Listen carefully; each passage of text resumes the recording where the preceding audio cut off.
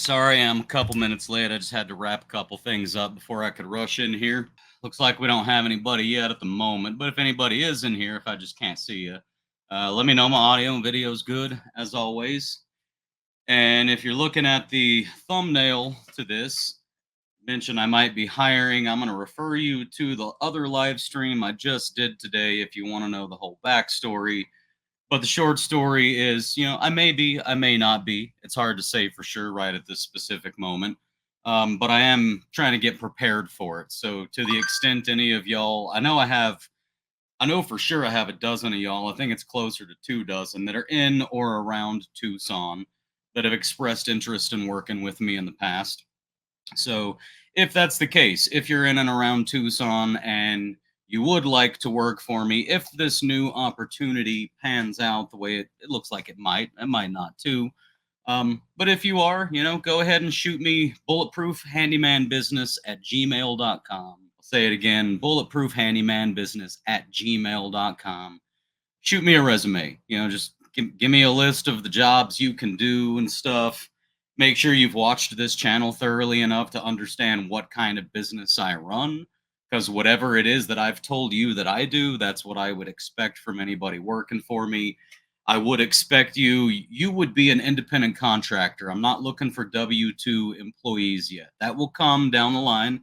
There will be some W-2 employees who are just, getting paid hourly with a few benefits. But what I'm looking for right now is just all of my guys who are independent. You're going to need to get your own insurance, about $100 a month or so. It's not too bad. But yeah, if you want to do some work for me, if this opportunity pans out, and even if it's not this opportunity, it would just be good for those of you who are local enough that you want to do some work for me. It would be very good if I just had all your information on file in advance. The same way that when you send your information to a property manager, they may not need you that day, but when they do need you, they've already got all your info. Trevor Shaddles said, howdy from North Georgia. Howdy, Trevor. I talked to cabinets.com today. They told me that they got about 25 of y'all signed up for that referral network. So I'm going to remind everybody, if you're watching this, maybe you didn't see the other ones, but cabinets.com needs installers all across the United States. They need people to install cabinets. They sell cabinets, but they sell them online. So what they need is people who can do two things. One thing, if you sign up for this, doesn't cost you anything. I'm not making anything. I'm passing this on for free to you because they're willing to give you these leads for free. Is they're going to need people to go and measure for cabinets. So if somebody wants a new kitchen, the way this company works is they measure their own cabinets. The owner of the home measures the kitchen, and then cabinets.com does a design, and then they can order cabinets based on that design. So you may get a call where you can charge trip fee to go measure the kitchen for them. A lot of people aren't comfortable doing that. And obviously, the ideal situation is that you end up getting a call to install the cabinets as well. So they're free leads. Look in the description of this video or on all of my videos, and there's going to be a link for signing up for their referral network. You just put all your information in. They're going to give you a call. They're going to want to talk to you about like what your experience is, or rather, not so much your experience. They may ask that, but they want to know how much you're comfortable doing, like just a bathroom vanity, or can you do a whole kitchen or whatever. And then they're going to just refer when people go to order cabinets. They say, I need somebody to install these. Whatever city you're in, they'll give that person your information. So you and that person work out your own deal. Cabinets.com is not a middleman. I'm not a middleman. We're just getting leads for this out there. It's going to help out cabinets.com because they should sell more cabinets if the people have an installer to go to. A lot of times people don't purchase the cabinets because they can't find an installer. So it helps them out. It helps you out. Doesn't help me either way, but it makes me feel good because I like giving out free leads because I hate y'all paying for leads. I don't pay for leads. I don't think anybody should be paying for leads.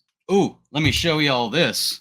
Oh, actually, looks like my wife went and collected the eggs because they're just sitting here on top of my ammo. Got to show y'all this for the camping trip. If y'all don't know, you can go to the Facebook page and find all the details about it. But May 29th, so this upcoming Wednesday through June 2nd, which is the following Sunday, we're doing a handyman camping convention down here near Tucson. It's open for everybody to attend. If you didn't already know, it's probably too late for you to show up, I would imagine. But if you're able to, and you want to shoot down here, fly down here, drive down, you don't have to camp. You can get a hotel, come out during the day or whatever. But I'm calling it the Handyman Camp and Convention. I'm going to be there. Looks like we got at least 7 guys right now who are going to be there. Some of them the whole time, some of them just for a day or two, some of them just coming out during the day and then going back home. But we're going to do this twice a year. But, anyways, there's down the road, there's a place to drive to go shooting. So I have, this is what 5,250 rounds of 22 ammunition looks like. Just came in the mail today. And this is what, oh, I don't remember, 1, 2, 3, 4, 5, 6, 7, 8, 9 times 20 cartridges each is 180. So that's 300 plus 540 or so rounds of SKS right there that I'm bringing out there so that y'all can shoot, because I know if you're coming from very far away, you might not be bringing your guns with you. So, yeah, I'm excited about that. I hope we don't blow through all of them. I want to have my own little stockpile, and I kind of needed to reorder anyways, but it was nice to be able to just get a nice big bulk shipment of ammo in the mail again.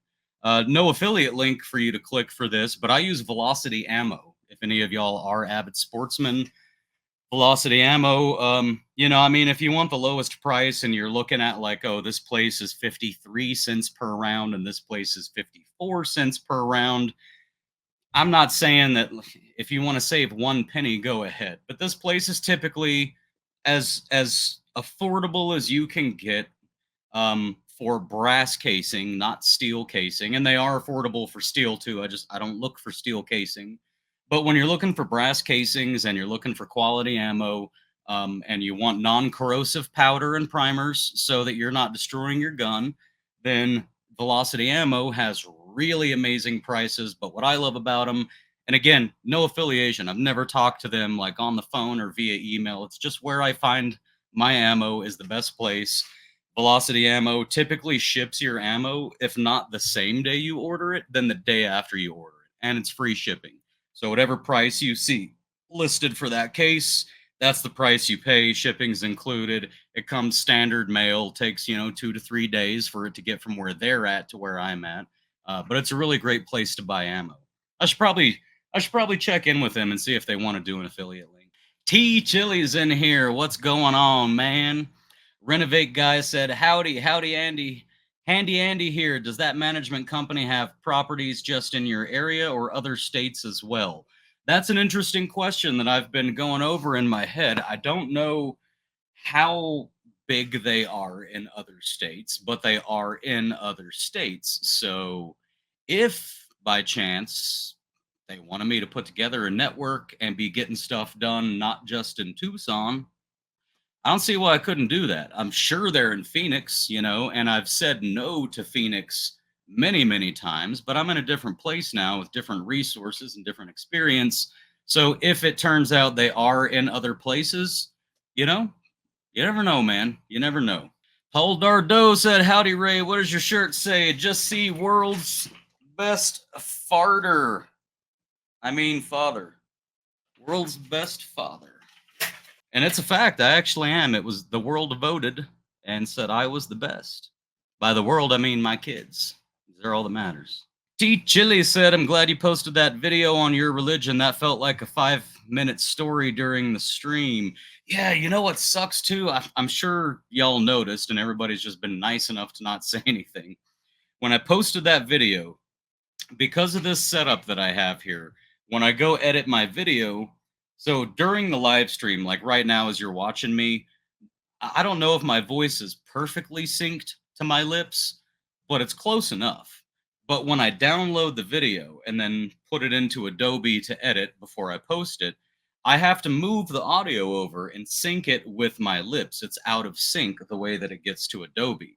So this last time, so I did that live stream, and what I'm trying to do now, my new plan sort of is I'm not going to cut up my regular videos, the one that I film, edit, and then post. I'm not going to cut them up into clips, because anybody who's going to watch the clips is probably the same people that's going to watch the video, and y'all don't want to see a bunch of repeat stuff. but my live streams are only watched by like the people who are truly in the arena, like trying to engage, right? So I'm gonna start cutting up my live streams into clips to post on the channel. So I need to edit it and I need to clip it all apart. So it was the first time I was wearing these Pixel earbuds while I edited. So I edited all the way through wearing the Pixel earbuds, just assuming that all the timing was going to be spot on. So with the earbuds in, I got it all aligned. Everything was perfect. Posted it.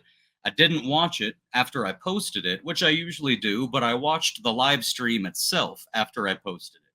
And I was happy with it. So I didn't go watch the clips from the live stream. And it was like 3 days later, I just randomly opened one of the clips. And all of it's out of sync. All of it's out of sync. And it took me like a half day of troubleshooting because I didn't, I wasn't thinking about these when I was troubleshooting. Eventually, finally figured out it's because of these. The slight delay to get from the computer Bluetooth into these and into my ears, that slight delay was enough to make the entire thing off. So all those clips I posted, there was like 10 more that I didn't post. I had put them in scheduled to drop like 3 a day for the next few days so I could keep the channel running a little smoother. So I changed the settings on those and I unlisted them so that they wouldn't ever drop. I haven't gone back and deleted the other ones, and I probably should if I want to be a professional. But yeah, it's all out of sync because of these. But I appreciated the religion question because I mean that's something that I've had endless discussions about for my entire life. And I'm not always in a smooth train of thought to describe like where I've been and where I'm at on that. And for some reason I was that day. And I think it actually has a lot to do with you guys. I think it's because when I know that you're listening and I know this is live and I know that I can't just edit it out, it causes me to slow down and think a little harder on what words I want to use because I want to be precise. So I ended up being very happy with the way that I actually described all of that and laid it out to you. So I was also very happy to post it. I'm just unhappy that I'm out of sync. So at some point, I will be pulling those down, re editing again, and putting them all back up just because it's starting to really bother me just knowing I have this chunk of content on my channel 2 years in when I should know what I'm doing by now. I've got this chunk of content on my channel where my lips are out of sync with the audio. Nobody wants to watch. Nanosaur said, howdy from Oregon. Wish I could attend. Looking forward to seeing some footage from the Handyman Camping Convention. I'm going to try to get a lot of footage. And if whoever's out there, I think I'm going to, I'm going to talk to everybody and find out if anybody, I'm going to try to see if I can get everybody to just sort of agree that they're okay with being on camera and going onto the channel. But if anybody's not, I'm not going to be offended either. I'll just make sure that when I'm editing, that I don't include any footage of them. But I'm going to try to get as much footage as I can simply because I'm taking essentially 5 days off, not only from the handyman business, but also from the channel. And I can't really afford to do that. So to the extent I can get some content out of it, then that's going to be good because there will be something to go on the channel. I'm going to bring Starlink. Maybe we'll do a live stream. I mean, we could start up the campfire and we could just do a live stream right there around the campfire. And I think I'll be capable of kind of keeping my mouth shut maybe and letting the guys that are there with me answer, maybe guiding some conversation, but seeing what everybody there has to say. There's a lot of options for it, but I'm excited just because I love camping. My boy Silas, my 8-year-old, he's excited because he's going to get to come out there for one night. He's got a sleepover with his grandma and other stuff going on too, but he'll be out for one night. My wife should be bringing the twins out there. I don't know exactly when, but at least once my twins will be out there. It's too bad they're not big enough to shoot a 22 yet. I mean, they're this close, but they're not quite there yet. But wait till you see my 8-year-old shoot. He's going to put on those goggles and those earmuffs, and he's going to point that 22 at whatever he wants it to hit. And I guarantee you, it's going to hit every time. That boy is good. I taught him very, very, very well. He knows how to take his time and put those crosshairs where they need to go and control his breathing and put that bullet on the target every single time. Reese said, what's your opinion on providing a free estimate to a potential... Oh, Reese, yeah, you were asking this. I don't know when you put these questions through on the last live stream, but they popped in after I ended the live stream, so I'm sorry I didn't answer them then. but I'm glad you're here now. Here's the question. I'll read the whole question. What's your opinion on providing free estimate to a potential client? I've never done work for these people and made clear we typically charge a trip fee for future business. Here's where I stand on that because I've done both. I've done both and I've done mixtures. Let me just go through some of the history. When I first started out, the idea I think that most people have, that I also had, is estimates are free. So I was doing free estimates. But there came a time when it started becoming very clear that I was getting asked for estimates for work that nobody intended on getting done. These were convenience estimates. So a homeowner asks a property manager, what would it cost to get new cabinets in the kitchen? They didn't go to the property manager and say, I need a new kitchen. I'm going to get a new kitchen. What's it going to cost me? They were just curious. They were window shopping. I don't know. What would it cost? I don't. Let's have Ray spend hours that could have been billable and put money in the bank to provide for his family. Let's have Ray just do a free estimate. Let's just take 3 hours out of his life and have him do it. And then let's go ahead and send him 2 or 3 of those a week so that he ends up with like a full day of unbillable time that he invested, thinking there was going to be a return on that investment because we're not worried about Ray. So there came a time when I finally said, okay, you know what? When you were approving half my estimates, I didn't have a problem with it. That's a reasonable number. That means I'm not charging too little because you're saying no to half of them. And I'm not charging too much because you're saying yes to half of them. So that's useful. But when it gets to be like 8 or 9 out of 10, I never hear back from again, ever. They don't come back and ask, what exactly is included. They don't come back and ask if I can lower my price a little bit. Nothing. That tells me when they don't come back and ask any questions and I never hear about it again, that's just a homeowner who's curious, who's wasting my time. So I moved into a zone where I said, okay, from now on, no free estimates. From now on, if you want an estimate, it's $125 or send me a work order for approved work that I can invoice for at the address and then request the estimate on top of it. Because I'll go as long as my trip is paid for. So I can show up at the property with some billable work to do. I don't mind looking at something while I'm there and then sending you a free estimate. The exception I made was if you can send enough pictures and or video for me to be able to do the estimate without going to the property, then I'll give you the estimate for free. But you'll also have to know that if your pictures and videos weren't thorough and there's something that you didn't include in there that's going to cost more money, then I wouldn't be able to stand by my price. But if it was enough, I'd stand by my price. So I did that for a while. And eventually, I trained my property managers to stop sending me window shopping estimate requests. And once they were trained, I started doing free estimates again. And then one or two of them over time, again, started noticing I'm kind of getting window shopping estimate requests. So then I just told those ones, hey, I got to charge for this. Either you need to go get me pictures and videos and I'll do it for free, or I'll have to charge. So it has been this back and forth where if you're just the free estimate guy, you're going to get your time wasted. You're going to spend hours working that are not billable if you're just the free estimate guy. If you're the guy that charges for every estimate, no matter what, you're going to miss out on a lot of work because a lot of those are going to be legit estimates. So I can't give you a single answer other than to say you're going to have to feel everybody out. If the client has the right amount of money, if it sounds like they're serious, there's questions you can ask them on the phone, like, what's the time frame you're looking to get this done within? And if they're like, oh, I don't know, well, guess what? They're not serious. Anybody who's serious about the estimate, they know when they would like the work to be done by. Ask a lot of questions, feel them out, and just try to get a handle on whether or not they seem serious. Because if you've got a wealthy client in the nice part of town who says, if we get this approved, can we have it done in a month and a half before such and such event or whatever? That's a good sign that that's a real estimate that they're asking for. Unfortunately, I don't have a simple answer, but if you want the simple answer, if I had to err one direction or another, I would err on the side of no free estimates, because then at least you're guaranteed to not be wasting your time. You might lose some work, but you're not doing free work.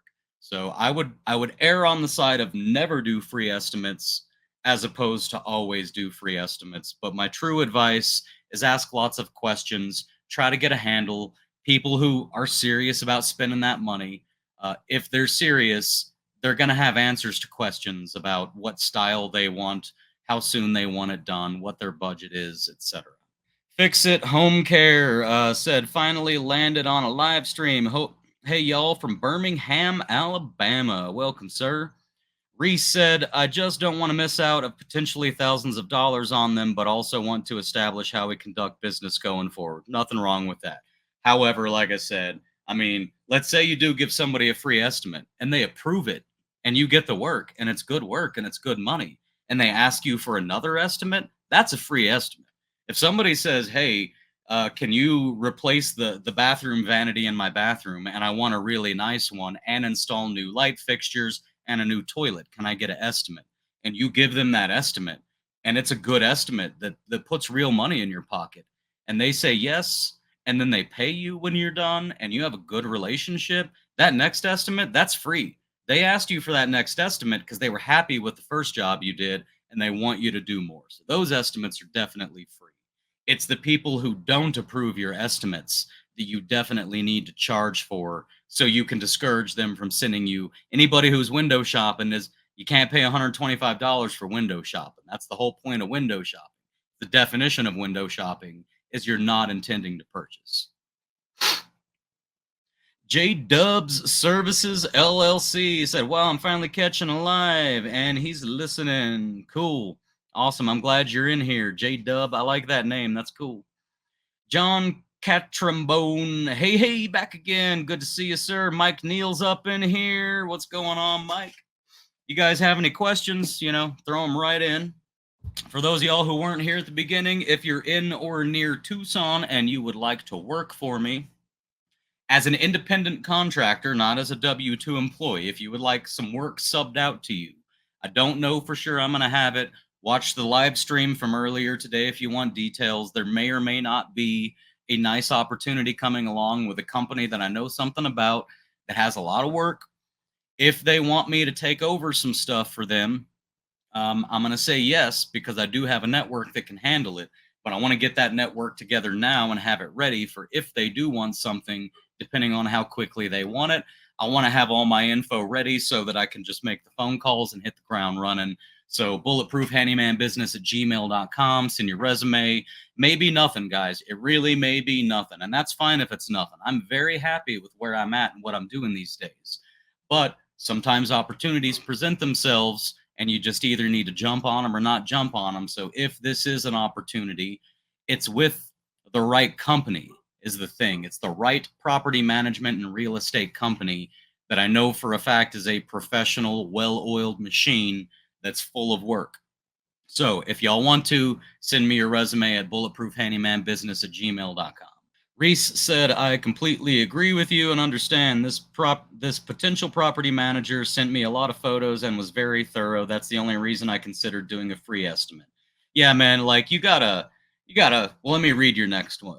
Plus, it was a lot storm work, which looked to be thousands of dollars worth from what he sent or described. I just didn't want to lose the potential. I kind of screwed up in the first place and said I could 100% take a look at it for free to begin with. I caught myself and told him we usually charge, and he was understanding. I just got carried away by the potential. Yeah, Reese, to be clear, man, especially if you're starting out, it sounds like you are, I think, but especially if you're just starting out, man, like when you hear me preaching about how to run your business, how you run a business that's already up and running well is not necessarily going to be how you start the business. I can talk a big game, and whatever I tell you it is that I do currently, it's because that is what I do currently. But that doesn't mean I started out doing it that way. And if that means, to get your foot in the door and to get, let's say, if you look at a property manager as a resource, to get your resources lined up, meaning the source of your work. If you want to get your foot in the door and get that lined up, if that means doing some free estimates, do some free estimates and feel them out over time. And if it starts feeling like they're sending you window shopping estimates, then tell them no free estimates. But if they're getting most of your estimates approved, or if they're asking a lot of questions and trying to work with you on the estimate, whether it's ultimately approved or not, It's okay to do that for a client who's going to be worth tens of thousands of dollars going into the next year or two. There's nothing wrong with that. I just don't want you having a business that's already working, getting a new property manager, and they send you 5 estimate requests in the first 2 weeks. And you spend half of that first 2 weeks driving around to all these properties, getting online, looking up parts, getting on YouTube, figuring out how long you think it's going to take you to do a couple of the things maybe you've never done before. You put all this time and money in instead of being out there doing work that puts money in the bank for you, only to find out that they're just asking you for an estimate for everything because it's free and they don't really care about you. That's all I want you to avoid. So don't feel like you're doing something wrong if you're new and you're agreeing to free estimates because that's what you want to do to make sure you get your foot in the door. We all start. I started Reese, by the way. You hear me talking about $100 an hour all the time, and I talk about that as the minimum. That's the number which if you go below it, there's really no good reason for that unless you live in a blue collar small town full of hardworking men who are doing it on the side. If that's not the case, I preach all the time $100. Reese, I started out at $25 an hour, and I was happy to start out at $25 an hour. I had no clue what I was doing or where I needed to be price wise. So do what you need to do, sir. Follow your gut, do what feels right, get your foot in the door, get some work going, get some money in the bank, get your business running smooth. And when your business is running smooth, then it's easy to just charge for estimates and not worry about if that means you lose. T. Chili said maybe charge for estimates that are not taken, but if they become a client, remove the estimate fee. There's another option too. Also makes it easier for the client to say yes. Yep. Here's a little tip for you guys. Those big giant bags of rags that they sell at Home Depot, buy a bag every now and then. Use them, thoroughly. Use them for everything. Sometimes you'll have to throw them away if you're using like a silicone based caulk or something. That's not going to just wash right out of the rag. But just buy them, stuff them into trash bags and toss them in the laundry room. When you get a half a trash bag full of them, and then when you've got enough to fill up that washing machine, fill it up with, 180 rags, get them all washed, get them all stacked, and you've always got a pile to pull from to take on the job with you. I don't know what they cost, but I mean, they might as well be free. They're not very expensive at all. I have stacks and stacks of them all over the place.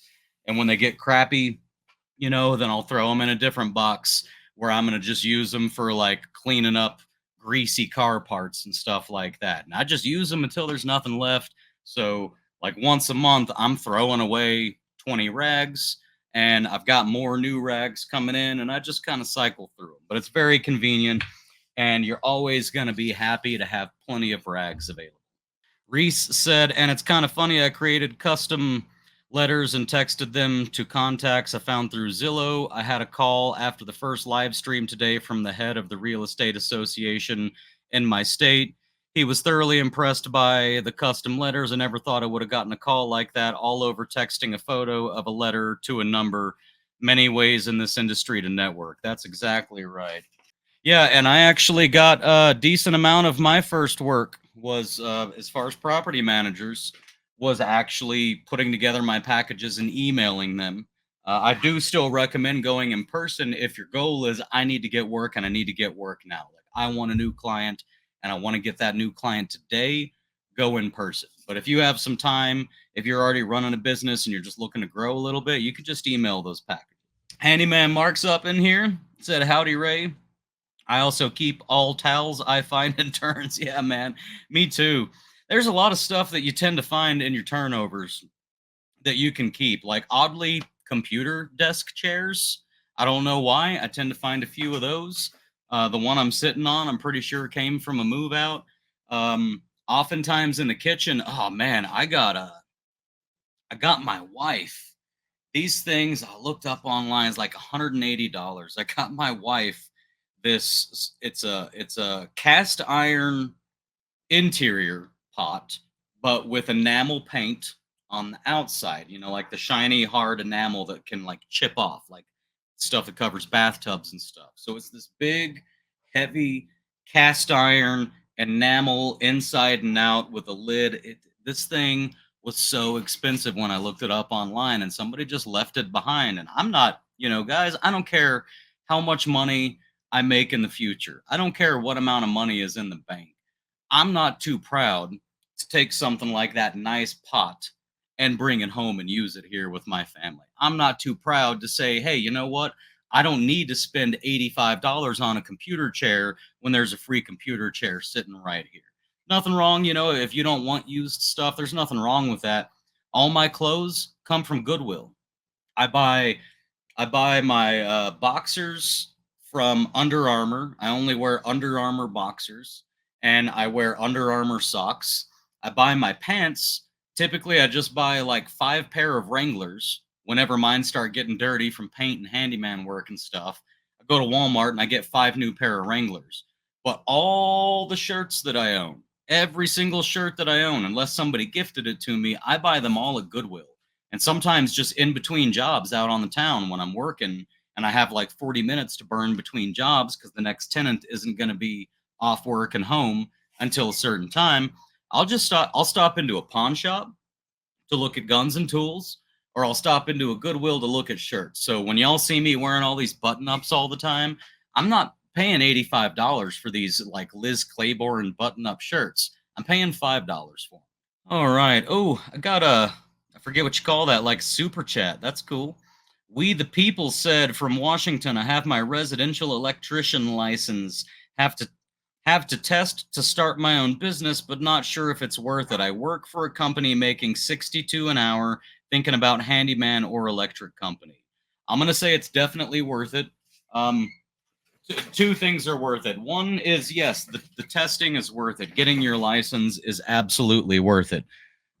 I don't feel like I even need to describe why, other than to say it opens up avenues of work to you that are not open to people without that license.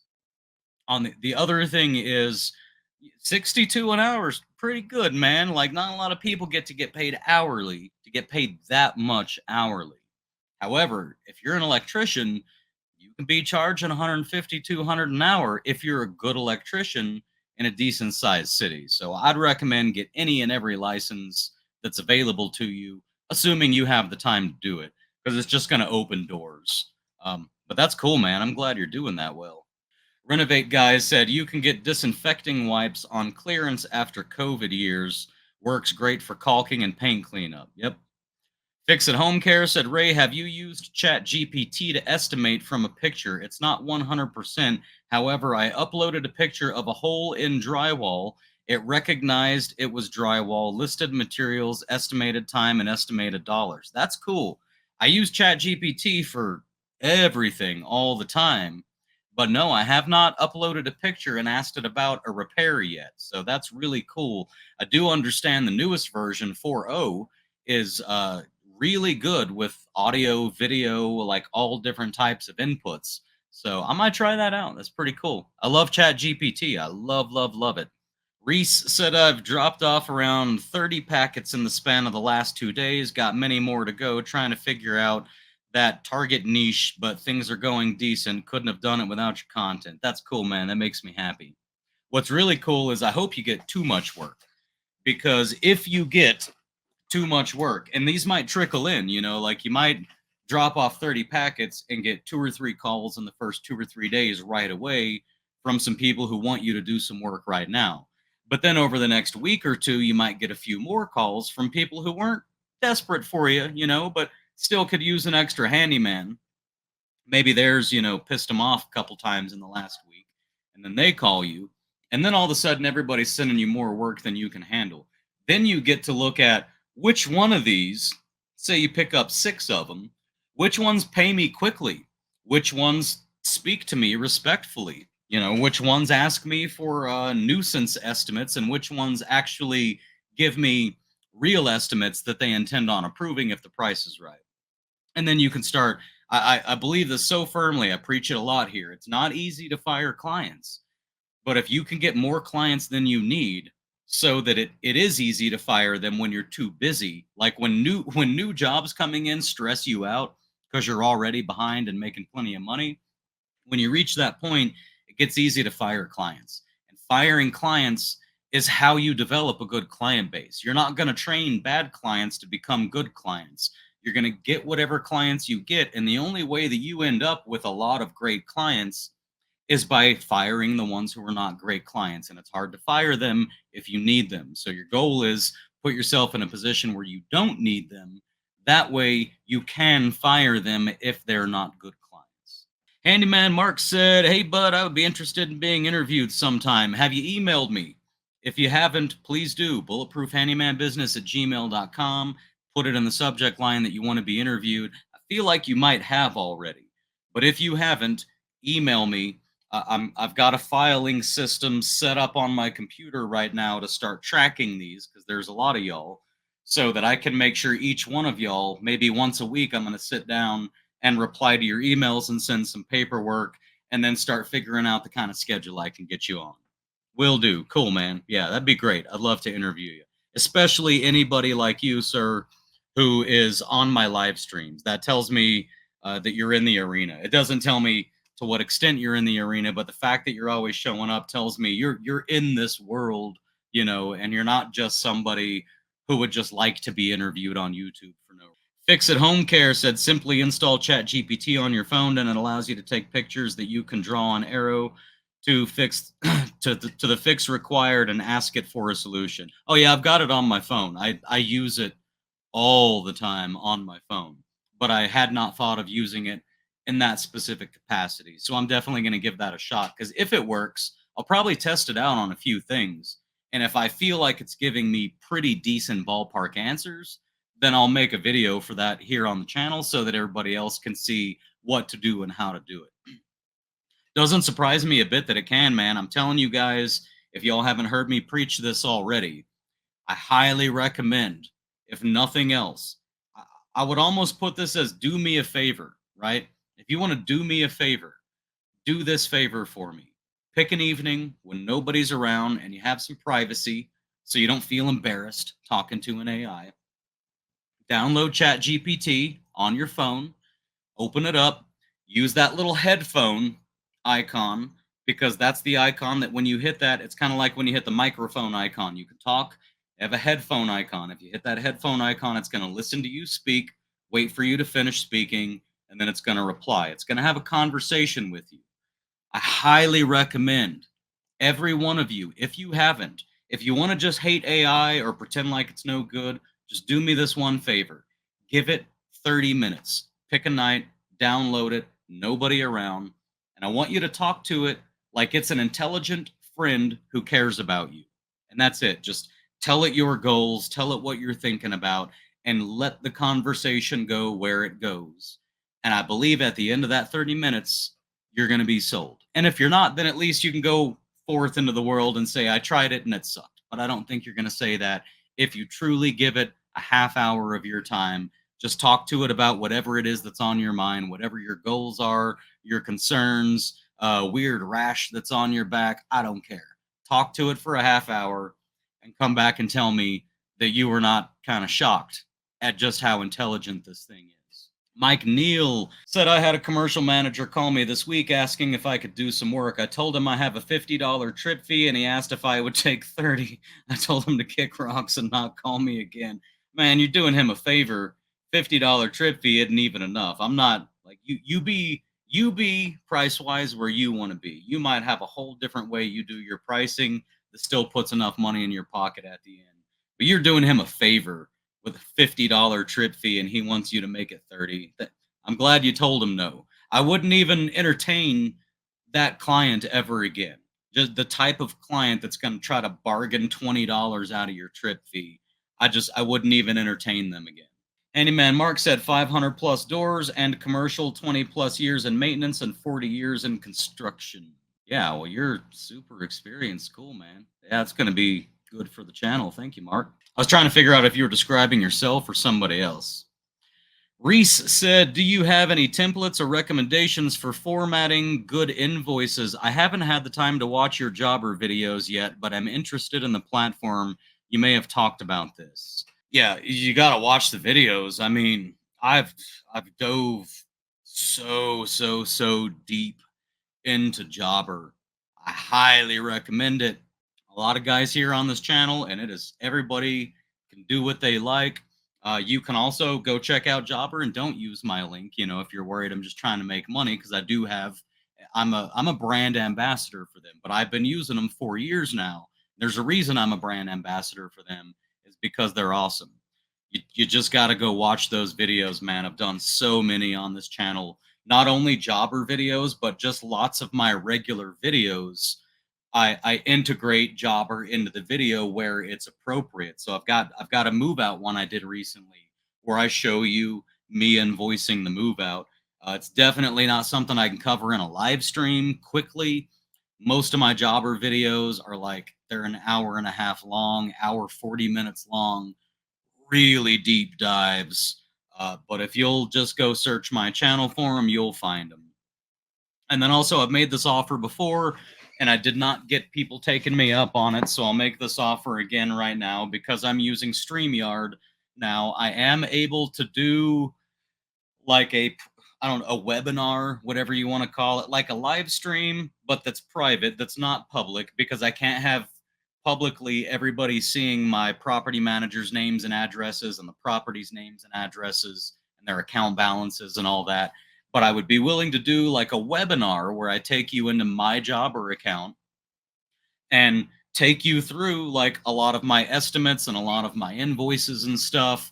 And we can do this live where y'all can ask questions while we go, and I can show you how to do whatever it is you're trying to figure out live on the stream with you. I've offered this before. I'd need at least like five of y'all to really want to do it for it to be worth my time to like sit down and spend an hour and a half.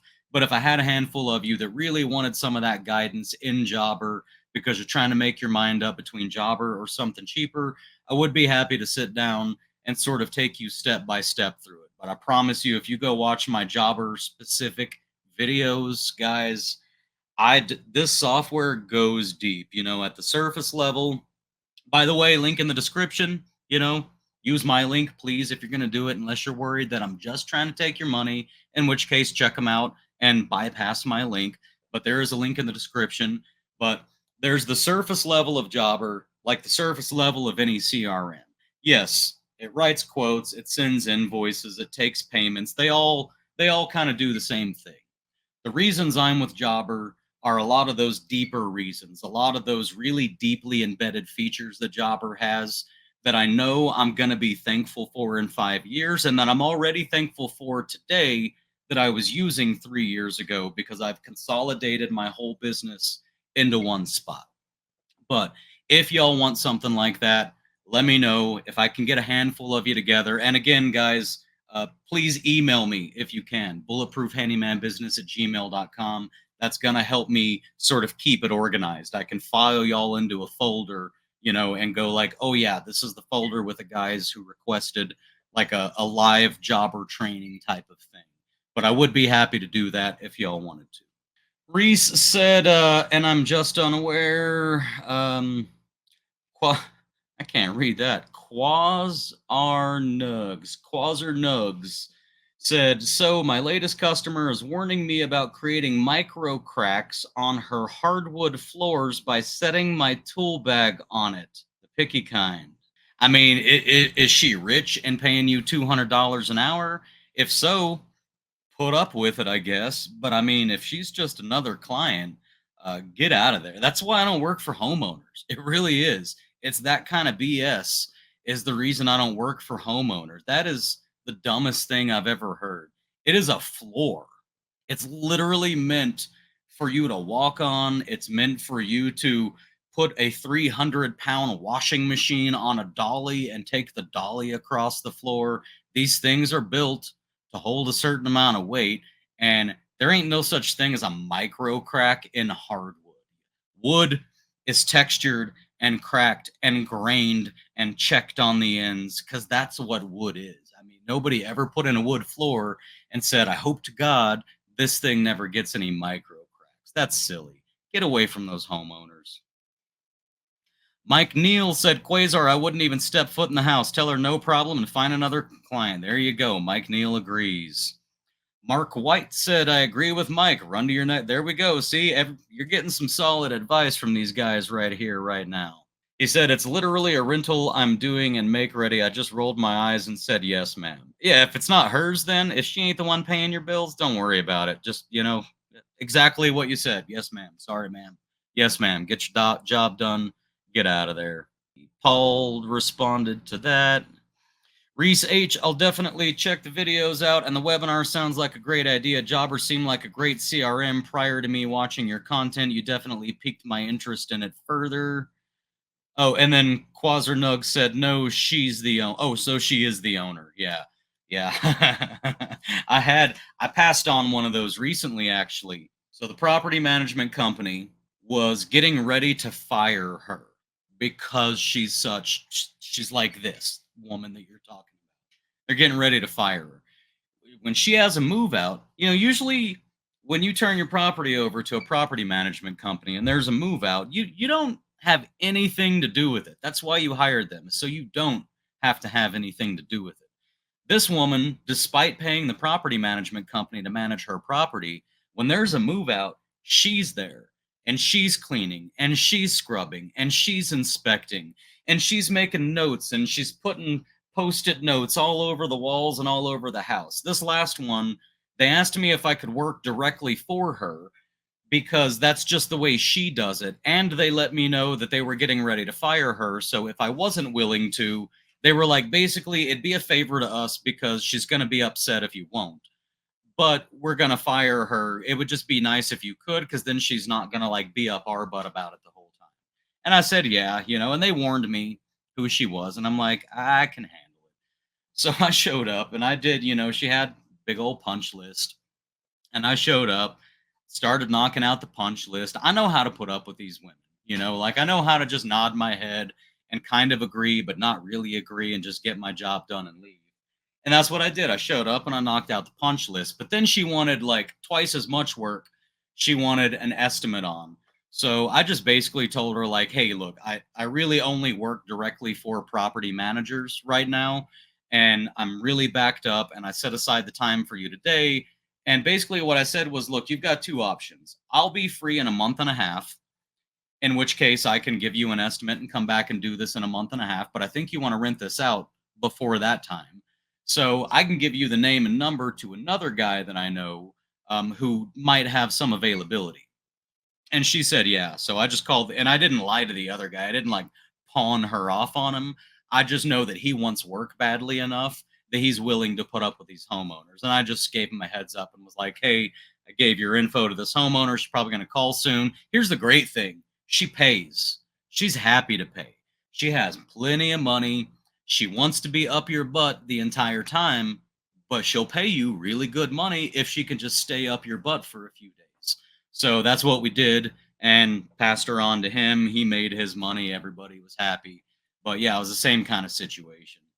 Mike Neal said, I know, Ray, $50 was me being nice because it wasn't far from me. He did call me back about 10 minutes later and said he would do the 50.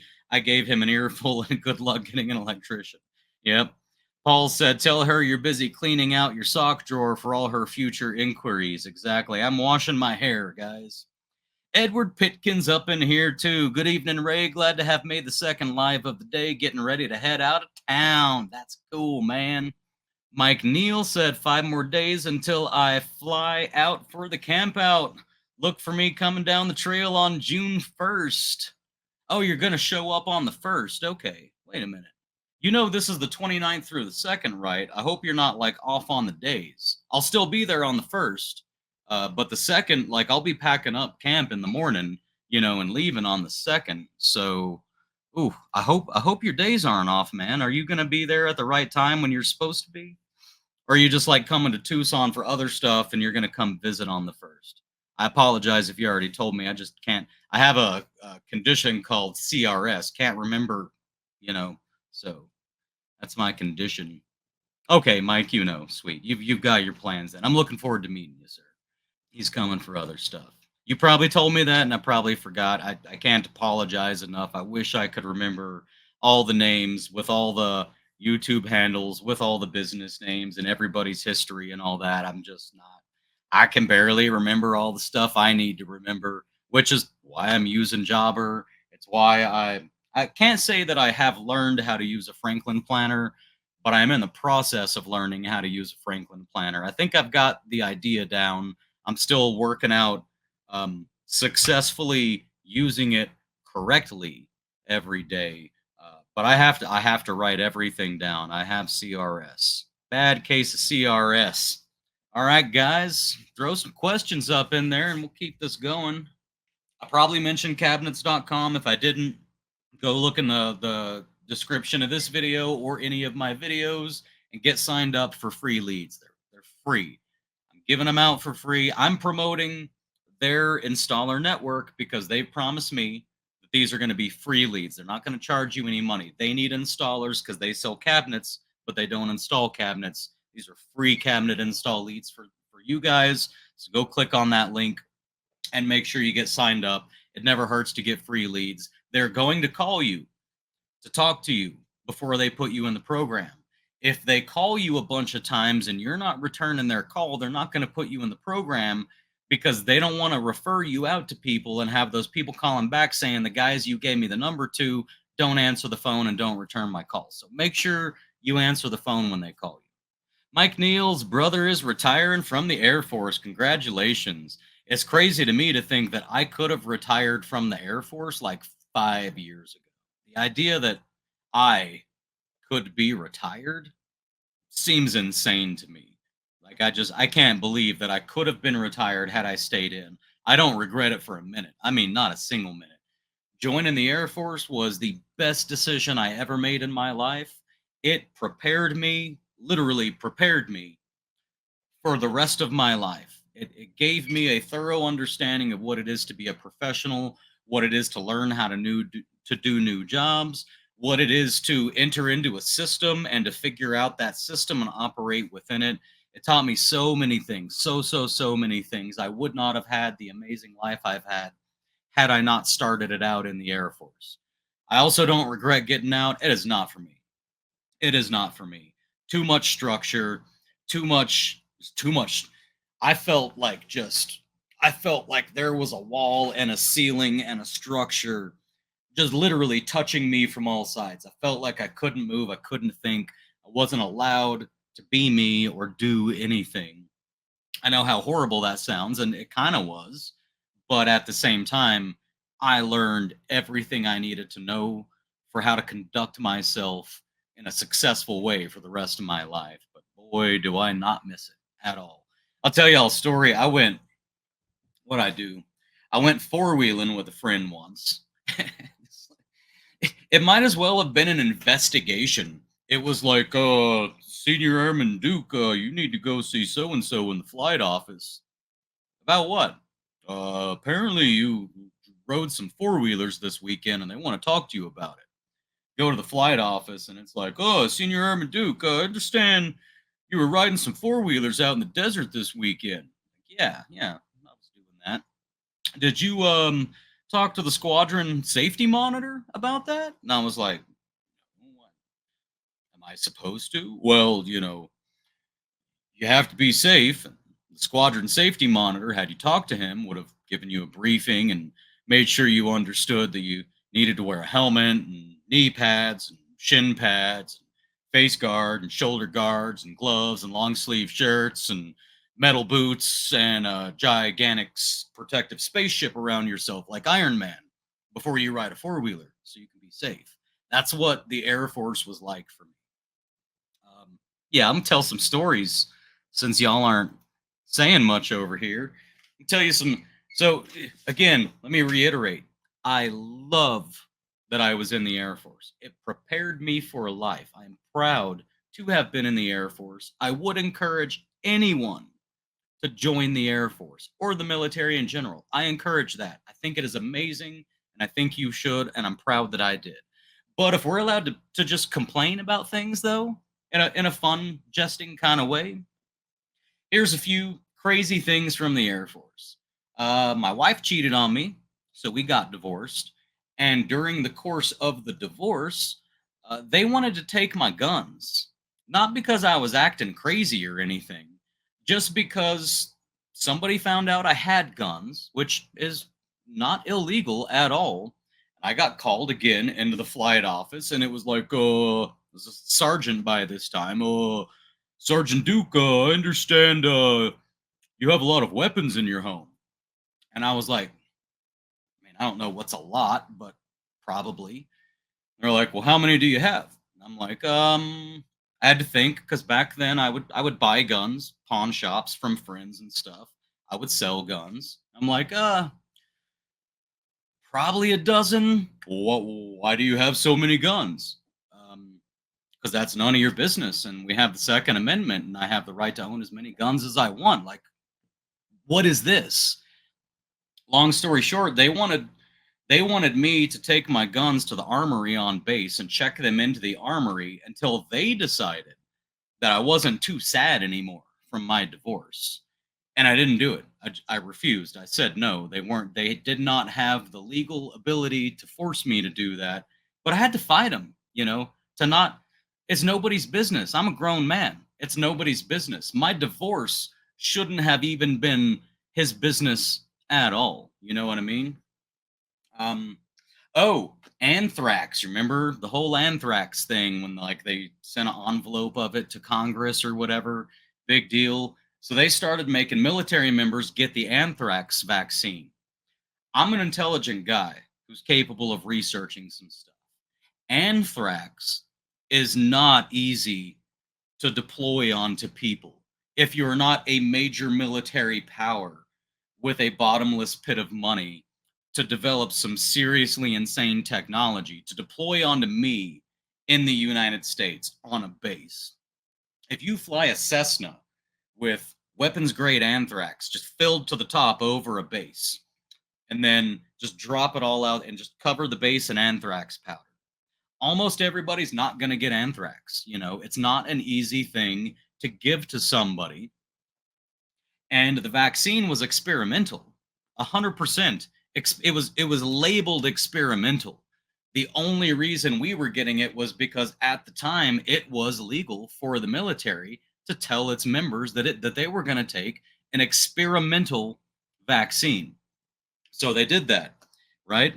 And my day, luckily, a lot of other people got it before it was my turn to get it.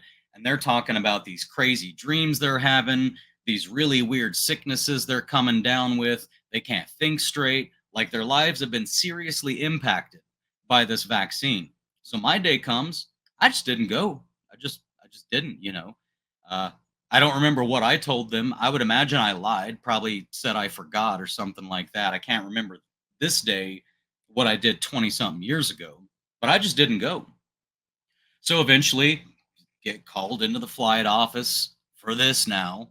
And the flight office is like, why didn't you get your vaccine? Like I said, I probably told them I forgot or whatever. They said, okay, well, you need to schedule to get it. So I went and purposefully scheduled to get it as far out as possible. And eventually it came due, and I just didn't go. I just didn't. And this time I told him I just didn't go because I didn't want to get the vaccine.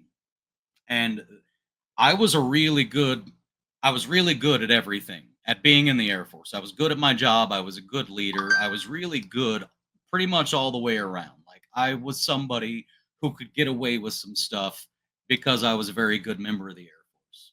But obviously they were still very, very upset.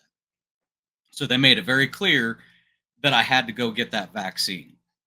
And at the time, there was a female, I think she was an A-10 pilot actually, but there was a female pilot who was suing the Air Force because they were trying to force her to get the vaccine. And my hope was that her case would finish before I got my vaccine, because ultimately they would either kick me out or send me to jail or give me an Article 15 or something if I didn't get it. And thank God, right before, like days before I was scheduled to get the vaccine, she won her case.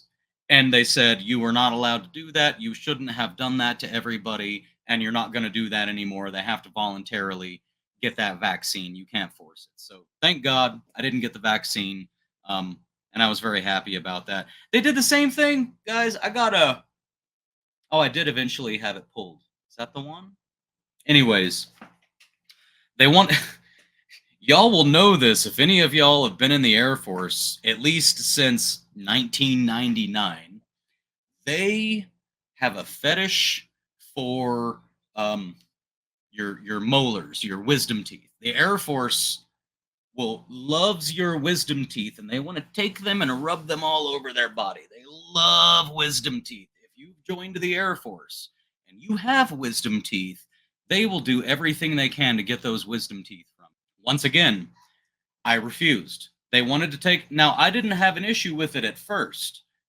It didn't seem like a big deal, but they did the x-rays and they showed me where this one way down here on the bottom left, the root was essentially touching a nerve. It was so close to a nerve, it wasn't really even measurable, the distance between it and the nerve. It was right there.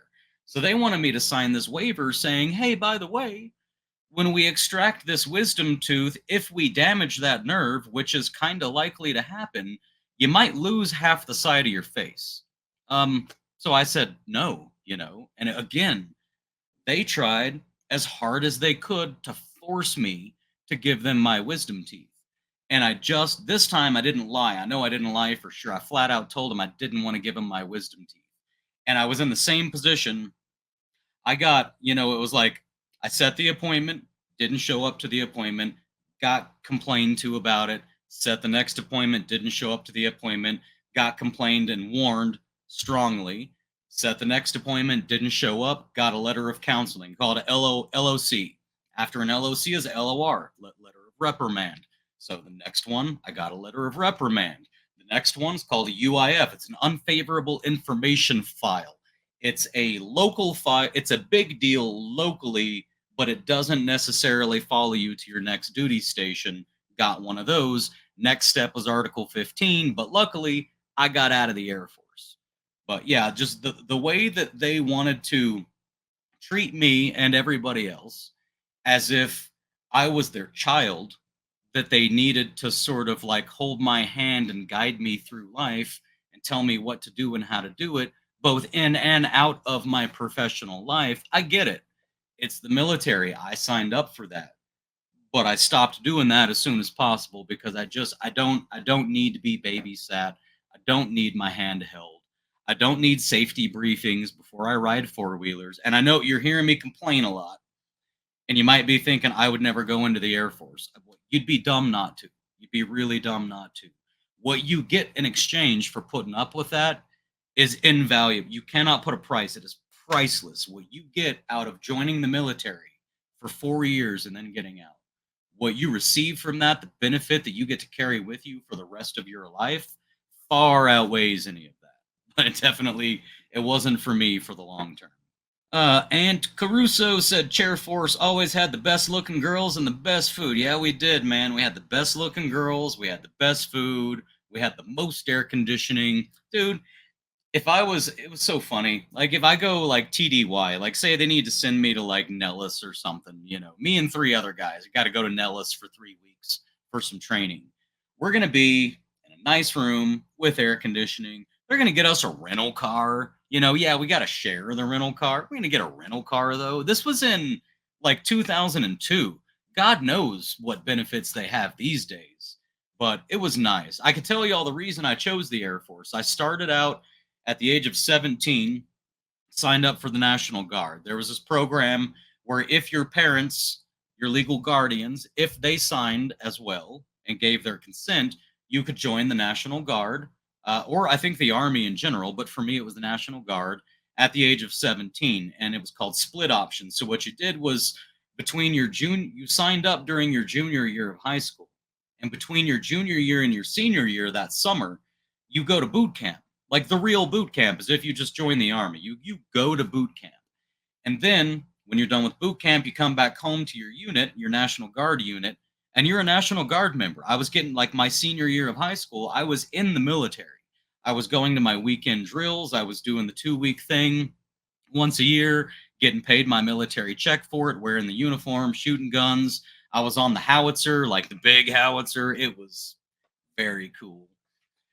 And I told the guys in my unit, the retired sergeants and whatnot in my unit that had been full-time Army very recently. And I said, I'm going to go full-time, man. and my wife's gonna go. Like my wife wanted to be. Were we married yet? Yeah, we were married at that time. So I was like, yeah, I'm gonna go full time, and my wife's gonna join. And every one of them who had been in the army very recently was like, you need to go to the Air Force. Do not join the army. They said, if you want to stay with your wife, like if you want to be stationed at the same place as her, so you can live with your spouse, do not go into the army. They do not care whether or not they keep you together. They will put you where they want to put you. And if you happen to be close together, that's fine. And if you're not, they don't care. The Air Force will keep you together. So that's why I transferred over to the Air Force. And you literally had to interview with a colonel or higher in the air. You had to pitch yourself and be like, hey, I'm sorry. I know I'm an Army guy and I know you don't want Army guys, but here's how I think I could provide value if you allow me to join the Air Force. So then I joined the Air Force. But I don't regret a bit of it, guys. Not a bit. It is the best thing that you can ever do. I don't care if you're 32 years old. If they'll let you in right now and you've never been in, go join. You will get something out of it. You will also be thoroughly annoyed for 4 years straight, but you will get something much more than what you put in, you'll get out. Handyman Mark said, you have OCD, my friend. Been dealing with it my whole life. Not OCD, I meant ODD. Oh, what's ODD? You'll have to tell me what that is. I feel like that's an inside joke I should recognize, but I don't. Yeah, Handyman Mark, don't forget to email me, sir, for sure, about that interview. I'd like to interview you. I've got, I didn't tell you guys. Whichever one's of y'all, one of my other live streams, oppositional defiant disorder. Yeah, I don't like doing what people tell me to do, for sure. I do not like being told what to do by anybody ever, which makes the military not a great place to be. So on one of my previous live streams, I told y'all that I found this property manager on YouTube that's got a really good YouTube channel that I really like, and that I had emailed him to ask him to come and be interviewed. And I asked y'all to go to his website and click some buttons and send him some emails to tell him he needs to come on my show. I'll be danged darn tootin' if y'all didn't make it happen. A few days later, I got an email that said, hey, Ray, I'm waving the white flag. I surrender. I'll come on your show. So we've got a deal worked out now. I'm going to interview him June 6th. It probably won't be posted June 6th. It'll probably be posted June 7th. But I'll interview him on June 6th. And then he wants me to go. So the idea is this. He's going to come on my show so he can tell y'all what he values as a property manager. The idea being, okay, he's your target client. So let's hear from the client themselves what they're looking for, how you can provide value, how you can get on board with property managers and become a very permanent fixture in their industry. So he's going to do that. And then he wants me to come on his show so I can tell property managers as a valuable handyman, here's what I look for in property managers. Here's what you can do to keep me on board and keep me working hard to keep you happy. Here's what we're looking for. So it's just this great symbiosis that's going on. Mike Neal said, sweet, can't wait to see the interview. Yeah, I'm excited. It's really cool. Thank you guys. Y'all made it happen. You know, I don't think he would have emailed. He specifically told me, he said, I get requests all the time from all sorts of people across the industry that want to interview me. And he said, I usually tell them no. But because so many of your guys emailed me personally and directly, I think I see some real value here. And he specifically said, I had a phone call with him and he said, look, you know, with handymen, they're either your worst nightmare or they're your hero. And there's very little in between. And he said, I've been watching your channel and it seems like at least what you preach is how to be the hero, not the worst nightmare. So he said, I think we could actually get some real value out of this. So thanks, guys. I really appreciate. I did not make that happen. Y'all made that happen. What's up?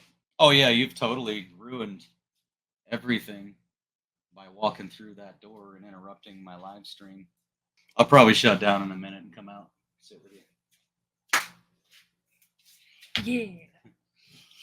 Love you. C&J Cat Handyman Service said, hi, Ray, that would be interesting. I emailed him too. Thank you, man. Thanks, y'all. Y'all made that happen for me. Thank you. And Caruso said, I was in Iraq with Air Force folks, great people. I was in the Army. The Air Force folks got like an extra $8 a day for substandard housing. What a scam. They slept in the same billets as us. Yeah.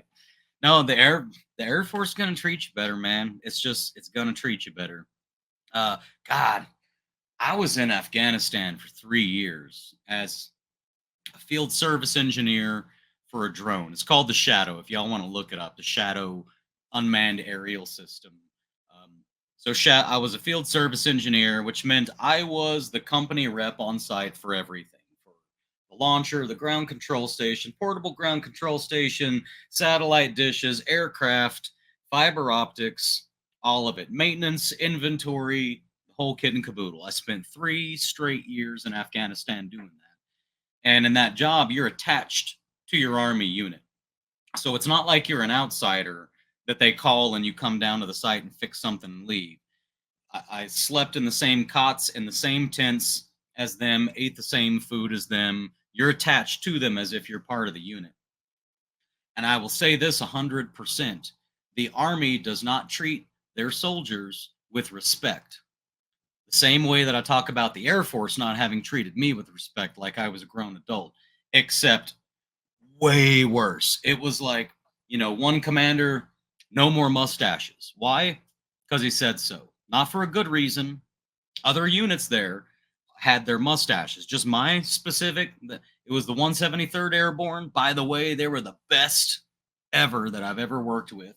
But the 173rd Airborne, just one day, their commander, who was not the commander of everybody else on the base, just them, no more mustaches. Why? Because he said so. Because you're not a grown man who can choose whether or not you want to have a mustache. Somebody messed up somehow and it related to a mustache. Boom, no more mustaches. Another unit, over there, you could get these phones, called them Haji phones. You could get these phones. They weren't great, but they worked. You could get a cell phone, you could call home because the army did not provide good connections. There was a center you could go to and sign up and sit and wait for an hour and a half and then get on a bad connection and drop the call halfway through with your wife that you haven't spoken to in a week.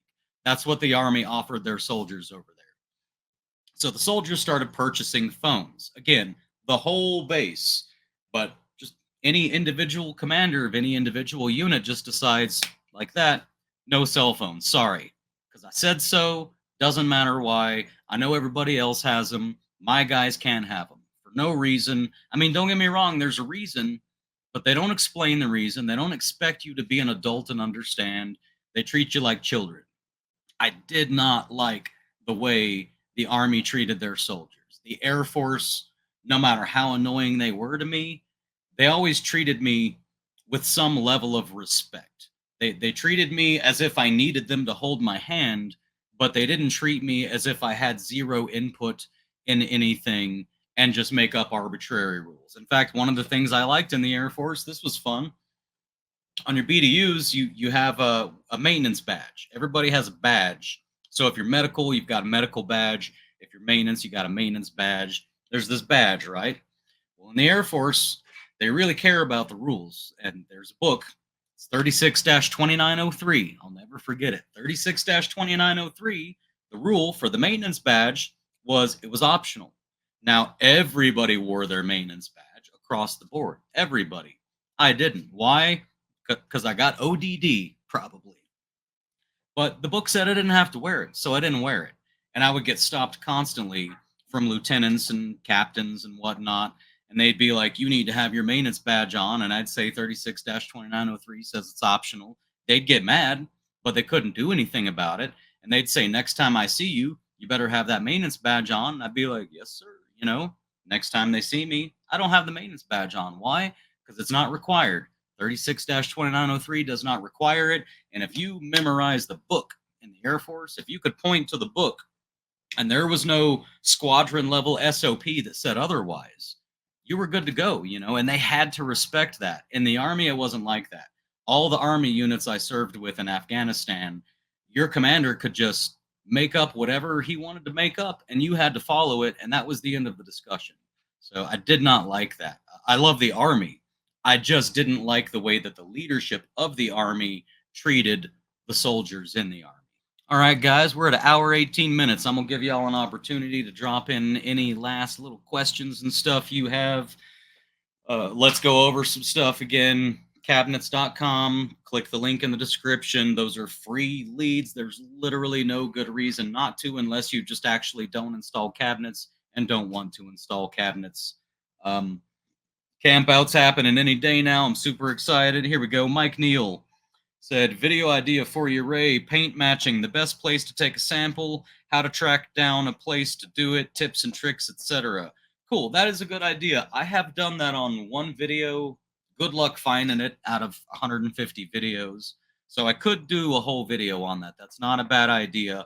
For those of y'all watching right now, if you want a short answer before I do a video eventually, is I tend to go, there's a whole thing, right? I'll do a whole video, but a short answer would be this: find a bedroom that doesn't look like it's had incense or candles burned in it. You can tell by looking up near the top of the ceiling and seeing if it's a little darker. You want to find a bedroom that seems like it's very clean paint, not a closet. The closet's not always going to match the rest of the house. These new painters, when people do new interior paint jobs, they often cheat and they do a matching paint color and they don't do the closets because typically the closets aren't all that damaged and they get away with not doing it. But the new paint will not be a perfect match to the old paint. So in a bedroom, go behind the door. Where you open the door, typically a bedroom door is going to be hinged near the corner of the room. So it's where you open the door, it's going to hit a wall right there. You might have a door stop. So go behind that door where it closes, because generally people have not put furniture there. They haven't put candles or incense there. The dog hasn't rubbed up against there. They haven't stood there and leaned against the wall and gotten their greasy face on it. It's usually very clean. And then you don't want to take your sample from eye level, because that's eye level. If unless you want to have to do a really nice patch, then you don't want that patch being at eye level. So I go down to like hip level. Nobody's ever looking behind a door, near the casing, down at hip level, at the wall. And it's usually going to be clean. And you're going to be able to cut out a sample from there. And what I do is I cut out a triangle about, let's say like the size of my thumb, a little bigger than my thumb right here. And I just cut a triangle, and then I score it first, and then I take the blade at an angle kind of pointed towards the center of that triangle all the way around, and I pop out that little triangle, and then I take my mud and I just fill that in, and then I take that sample, usually to Home Depot or Ace Hardware. It's not like one or the other is better, right? There are Home Depots here in Tucson that I will not match paint at because I know who's going to be there matching the paint, and I know that person's not good. There are Ace Hardwares here where I will not take a paint match. And there are Home Depots and Ace Hardwares here where I will go out of my way to take them my match because the guy there is good. So the only way you know where to get your matches at is going to be trial and error and learning all of the places that you have available to you and seeing what kind of job they do. That's a short answer, though. That's the shortest, easiest answer. And I'll make a video at some point and go more in depth. All right. I don't see any new questions.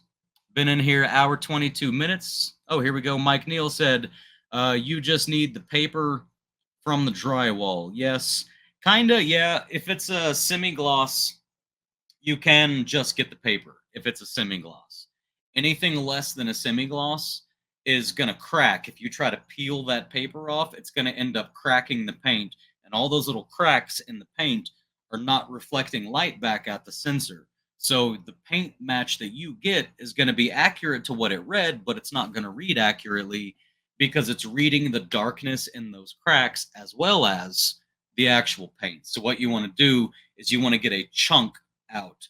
When you get that chunk out and you haven't flexed that chunk and created those little cracks, then you haven't messed with the sheen and you haven't changed the color of the new paint because it's not going to be reading those dark cracks. So I suggest getting a chunk. And like I said, if it's down at hip level behind a bedroom door, nobody's ever going to notice that. Like, you should do a good job patching it, but it's not like you have to do some fancy perfect texture match. You just got to fill it back in and paint over it with that new paint, and it's going to look fine. But it is better to have a chunk rather than a peeled piece of paper, unless it's a semi-gloss or above, in which case it'll be fine. The semi-gloss doesn't seem to crack. Mike Neal said, "Night Ray, thanks for your time. Good night, sir. Good night to all of y'all. I love you guys. I hope you're out there killing it, and I'll see y'all."